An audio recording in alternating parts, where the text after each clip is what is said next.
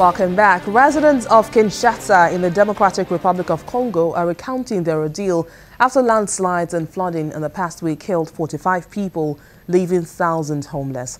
The Red Cross warns that the flooding is also likely to worsen an ongoing cholera outbreak and the spread of other waterborne diseases.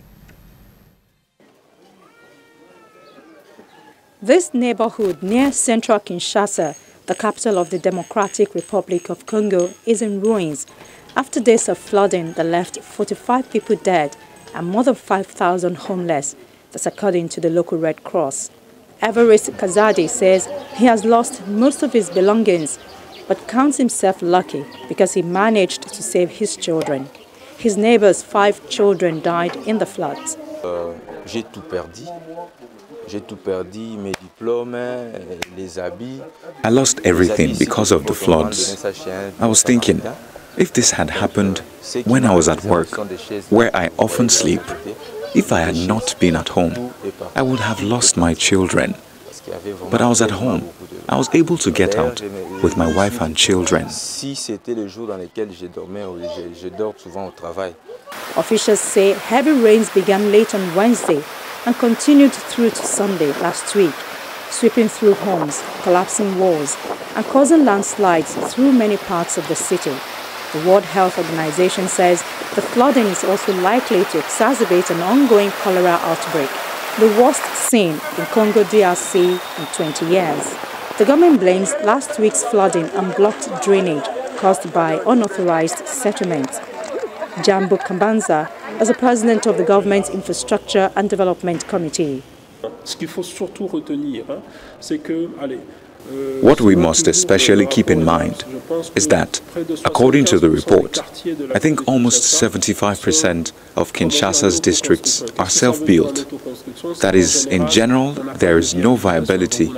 So you have no gutters, there is no asphalt on the roads, you even sometimes have problems with access to power, sometimes problems accessing water. At the Bandanlungwa Community Center, the Congolese flag flies half-mast. The government declared 2 days of mourning for flood victims. The city of 12 million is prone to flooding. It has notoriously poor infrastructure. Improvised wooden shacks line the waterfront of the Congo River, and dirt roads often flood with the first rainfall. The United Nations is committed to helping Libya organize elections by the end of this year, encouraged by the rate at which citizens have been registering to vote. The organization's Under-Secretary General for Political Affairs, Jeffrey Feltman, assures Libyans of the UN support as they work towards a referendum on the constitutional elections and national reconciliation. I shared with Prime Minister Siraj the commitment by the Secretary General and the commitment by the United Nations to support the full implementation in all of its components of the action plan for Libya that was announced in September of last year.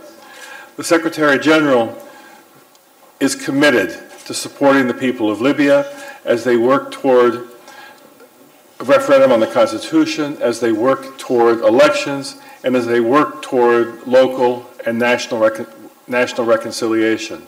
I had the opportunity to talk to the Prime Minister about the commitment of the Secretary General, the hope of the United Nations to see inclusive elections take place in 2018 and to pledge the support of the United Nations to support those elections. The United Nations strongly supports the sovereignty of Libya and the decisions by the Libyan people to move in this direction.